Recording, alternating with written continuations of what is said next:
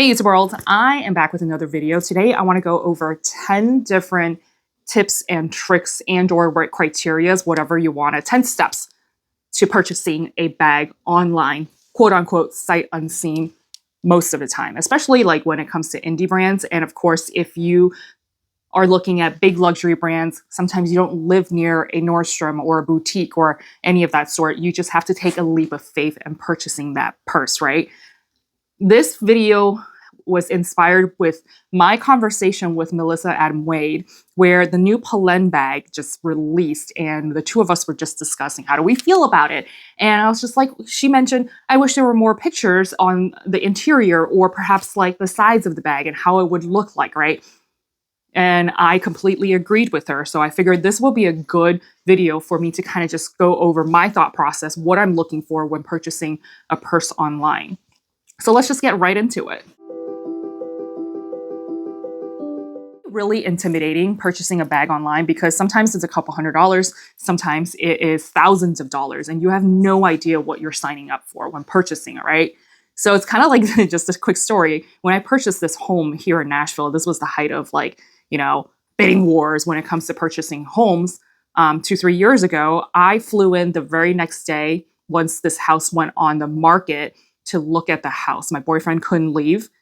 He was at home watching dogs, and of course, he had a job. I just kind of bailed my job and flew down to Nashville from Chicago to look at the home.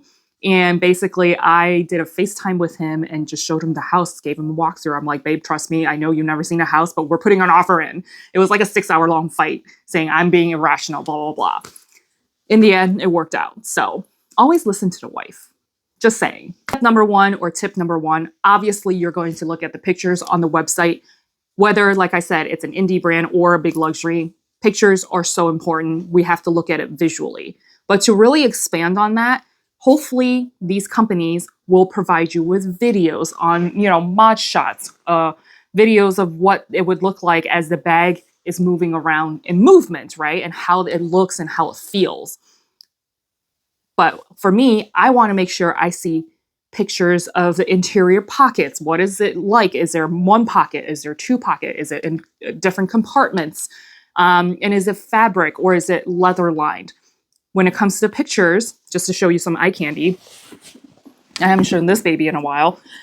She has been neglected. This is the Polen bag, and does it have feet, right? You want to see if there are pictures of the bottom of the bag. And usually with videos, when they're swinging around on the model, you can kind of see if there are feet on the bottom of the bag. That's important to a lot of people. It is important to me.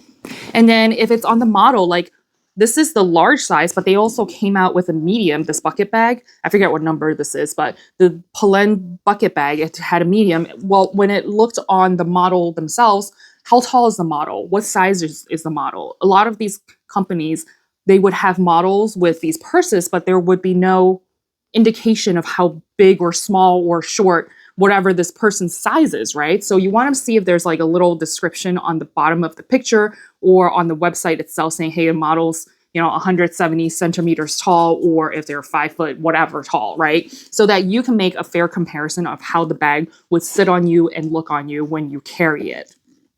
Number two, I want to know what fits in the bag. A lot of these indie brands and newer brands have started catching on, especially when they are direct to consumer brands that they don't have stores, they don't have flagship stores, or maybe they have one flagship store and it's not accessible to everybody else.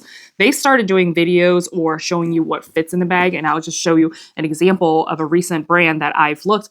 They don't have a video, but the horse, they showed like, hey, if it's a cell phone, if it's a water bottle, whatever it is, right? They have a little nice illustration of what could fit in the bag.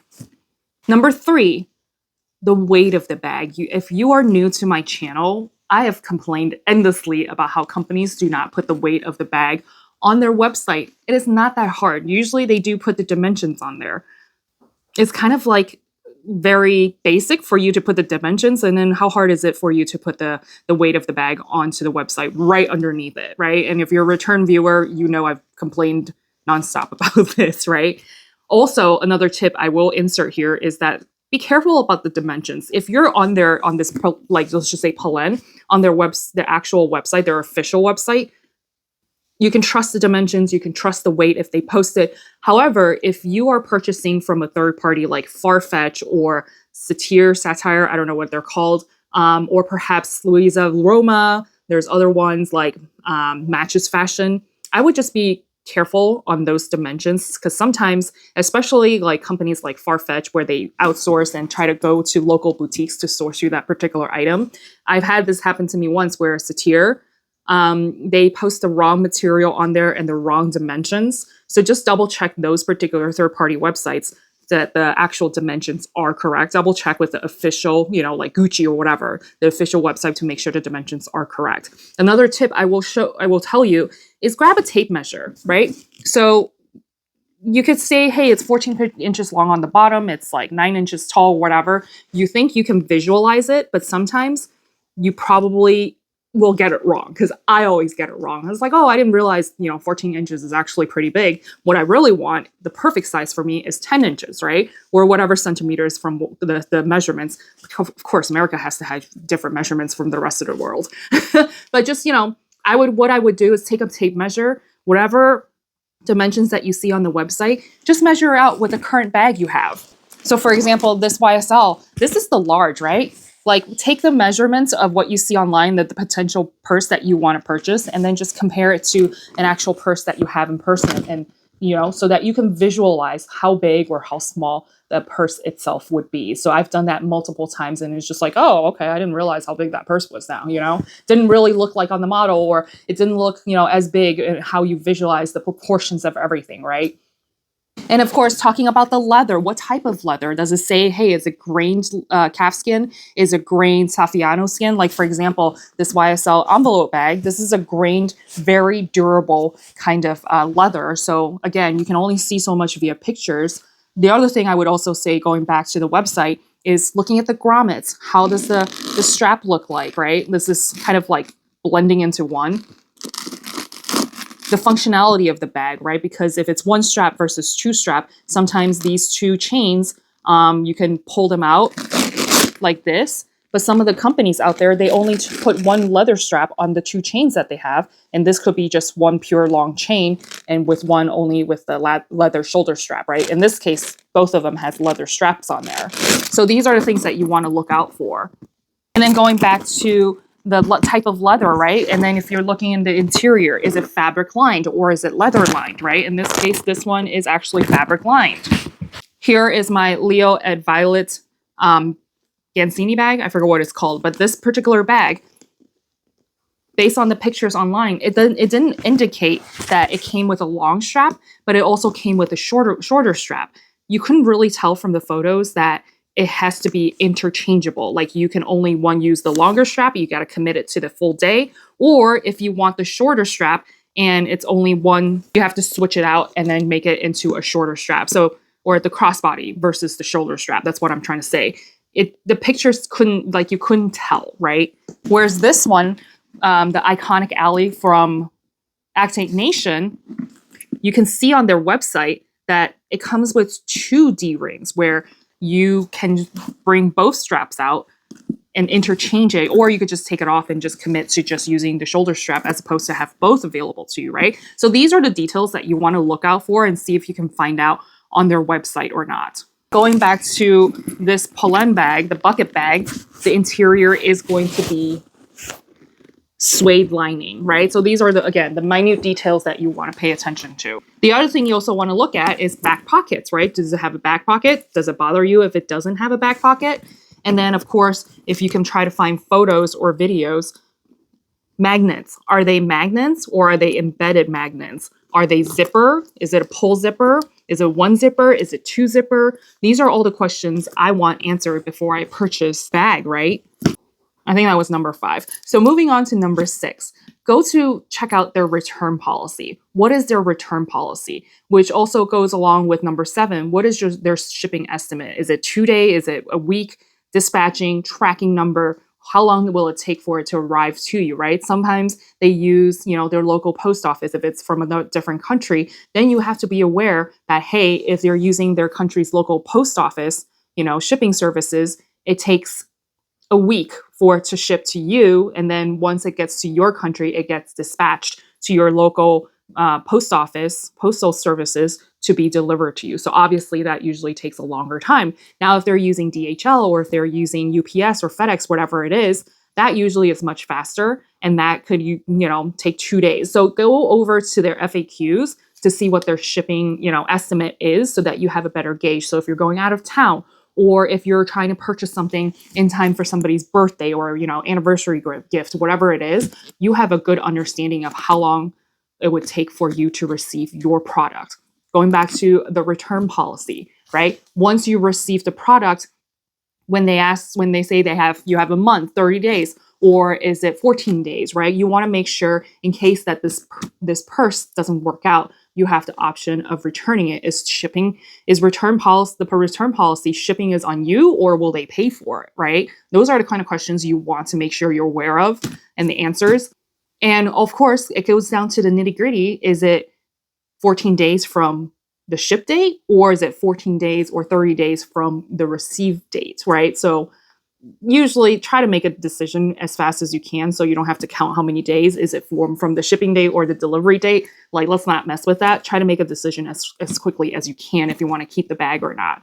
So that's very important. Read through the FAQs. Again, if this is a direct to consumer kind of website, thinking about the warranty, right? If there's any issues. I talked about most recently in my indie brands that you might not have heard of. I'll link that video below down for you to go check out. But a company like Napa Dory, they say that if there's anything wrong with the bag, it's on you to ship it back to them, and they will fix it and send it back to you. I was just like, as much as I really want to try your bag, but what if it gets damaged in transit? I'm supposed to ship it back to you, and that's got to come out of my pocket.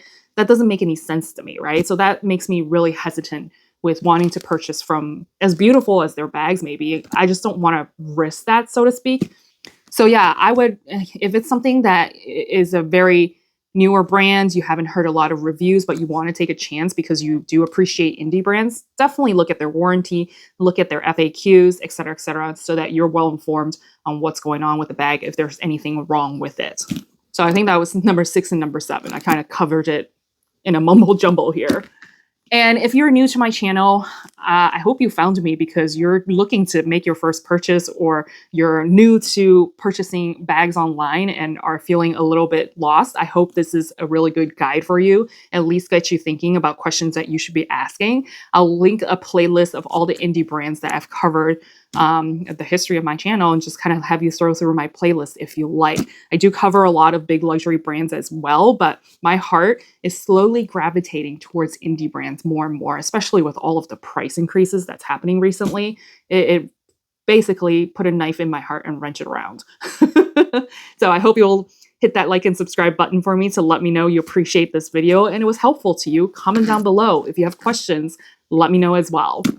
So moving on to the last couple bullet points I want to point out is, if you're purchasing from a big luxury brand, or companies like Farfetch, they're usually really good about calculating the duties and the taxes, or 24S that's owned by Louis Vuitton. They're usually really good about that. So you don't have to worry about the aftermath of what taxes or customs that you have to pay. Again, this differs from country to country, but just be well aware. Sometimes a lot of these companies, they do include it in their FAQs of what to expect with taxes or duties. But if they have no indication whatsoever, here in the States, anything over $800, expect to pay customs. And usually depending on FedEx or DHL, I love DHL because they will send you a bill via email before releasing the package to you and delivering it to you.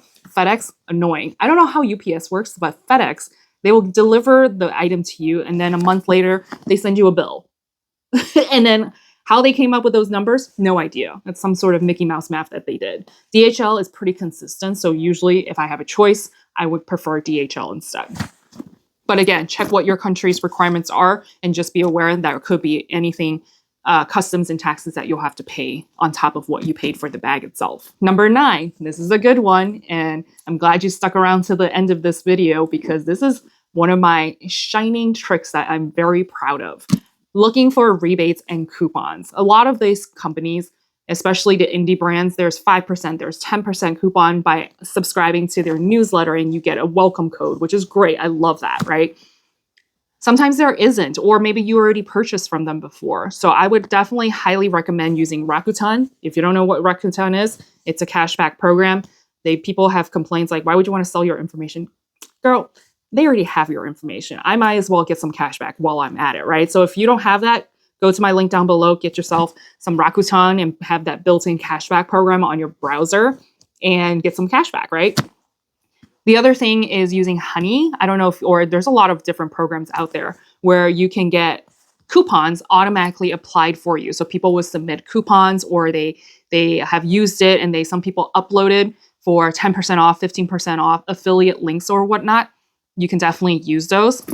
These I feel like most people already know, right? They'll apply the coupon and see what's available out there. Sometimes it's not, Honey or Rakuten or whatever, these companies might not capture all of those codes, all of those coupon codes, right? You know what I do? If I've seen a YouTuber do a review on these brands, or they get sponsored by these brands, usually they get a special coupon only for those YouTubers, channels. I have gone back to those YouTubers that I saw a year before, 6 months before. I was like, oh, I remember so-and-so talked about it and they had a coupon code. It's not available anywhere. You can't just Google, XYZ coupon and something pops up. Sometimes it doesn't, right? I would go back to their YouTube channel and try to find that video and then use their coupon. And most of the time it does work. Sometimes it's limited and it expires, but from time to time it does work. So that's a really good trick. If you see any YouTubers talking about products that you think you might like, just remember that. Make a mental note of it and go back to that YouTuber's channel and use your coupon code.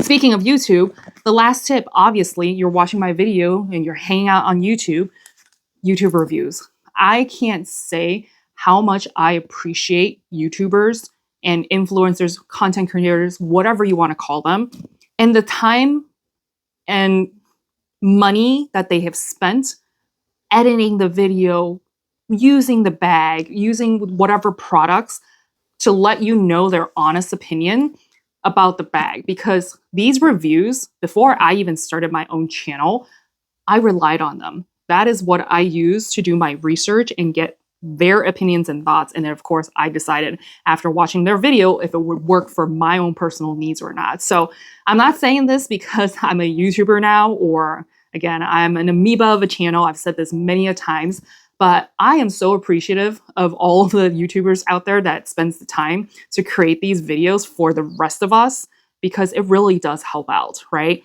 I have watched many videos where I'm just like, oh, I couldn't really tell that from the website. I'm glad they brought that up, because that would have drove me crazy, right? Something like if it's a chain strap, if there's no leather tabs on them, I don't want to buy it. So going back to the, YouTubers and their affiliate code or their affiliate coupon code and link, I would go back and use them, because one, I get a discount, and two, if they get a commission on it, happy to. It's no money off my back. So I really hope that this was helpful for you. Hopefully you learned a new trick or two in terms of your purchasing process when buying a bag online. Let me know down in the comments section. Again, hit that like and subscribe button if you haven't done so already. I'll leave the playlist like I promised before for you so that you can discover more indie brands, or if you want to just watch, big luxury, I've got a couple of those videos on Hermes, etc. for you as well. Life is hard. Want to help you save time and money so that you can somehow adult easier and hopefully less than retail. I'll see you all next time.